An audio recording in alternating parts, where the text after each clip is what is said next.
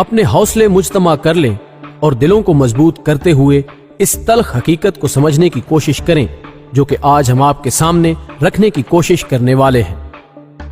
कुरान मजीद में अल्लाह रब्बुल इज़्ज़त ने जब सूरह काफ में हजरत ज़ुल्कुरनैन अलैहिस्सलाम का तज़किरा फरमाया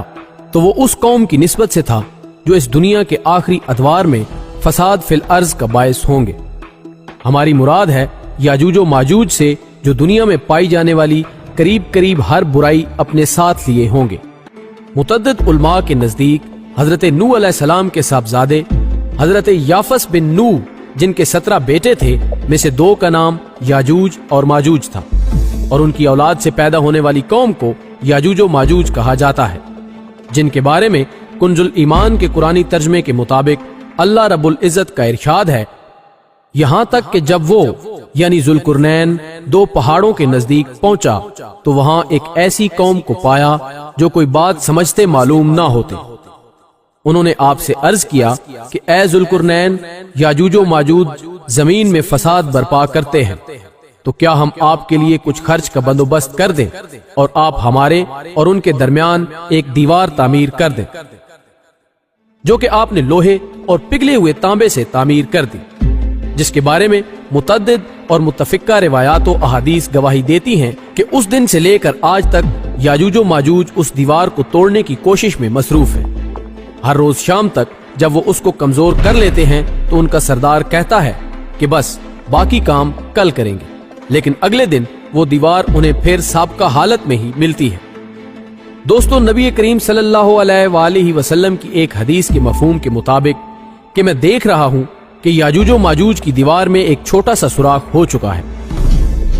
मुस्तनद रिवायात में आता है कि एक शाम जब वो उसे कमजोर कर चुके होंगे तो उनका सरदार कहेगा कि बस बाकी काम इंशाअल्लाह कल करेंगे।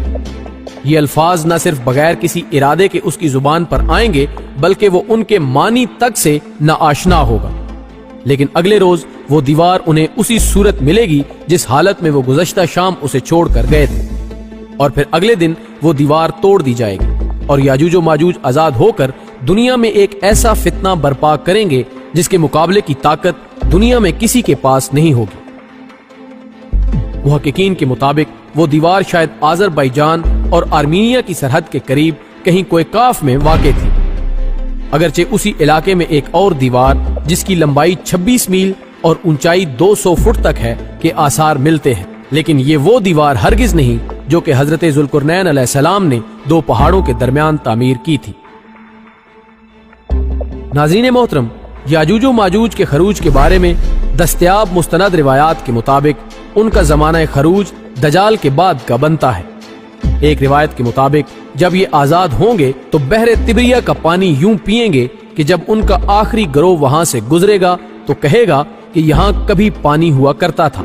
अगरचे इसके बारे में बाज मुतजाद रिवायात भी तारीख का हिस्सा हैं, लेकिन अक्सरियत का इत्तिफाक इसी पर है कि दजाल के कत्ल के बाद हजरत ईसा अलैहिस्सलाम जिनका दुनिया में दोबारा नजूल हो चुका होगा को बताया जाएगा कि वो कौम आजाद हो चुकी है जिसके मुकाबले की ताब दुनिया में किसी के पास नहीं।